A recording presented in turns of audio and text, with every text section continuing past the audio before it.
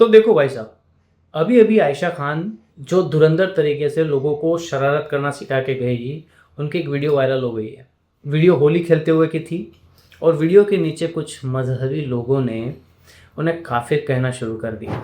किसी ने लिखा, बताओ मुसलमान होकर होली कैसे खेल सकती हो? तो किसी ने कहा कि तौबा तौबा, रमजान के पाक महीने में होली खेलकर तुम क्या कर रही हो? मतलब गजब का मामला है भाई साहब। इधर होली के रंग उड़ रहे थे और उधर कमेंट सेक्शन में ईमान की जांच मशीन चालू हो गई थी। रूबिका लियाकत का एक मामला देखिए, मशहूर पत्रकार, उन्होंने होली की फोटो डाली और लोगों ने शुभकामनाएं दी।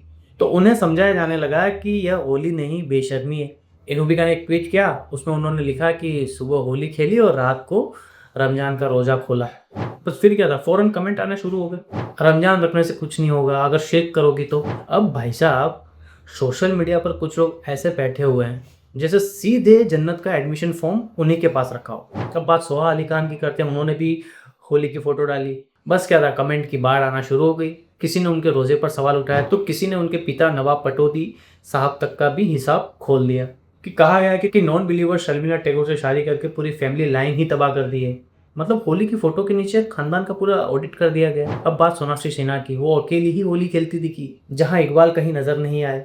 अब भाई होली खेल लेते तो काफिर नहीं हो जाते? तो शायद सोचा होगा उन्होंने भी कि रंग लगा लेंगे तो टोलर लोग जो है वो ईमान और ऑडिट का कार्यक्रम शुरू कर देंगे सोशल मीडिया पर।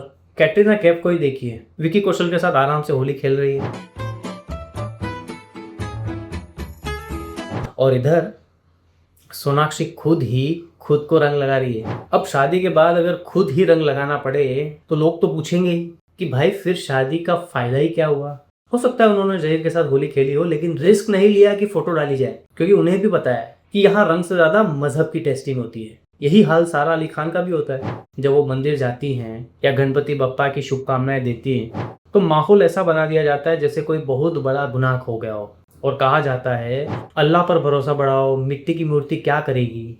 लेकिन जरा सोचिए, सारा ऐसे परिवार से हैं जहां पिता मुस्लिम और माँ हिंदू है।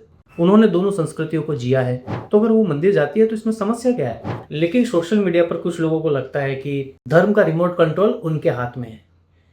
इतनी नफरत किस लिए है? सिर्फ इसलिए कि कोई इंसान अपने पड़ोसी के त्योहार में शामिल हो गया।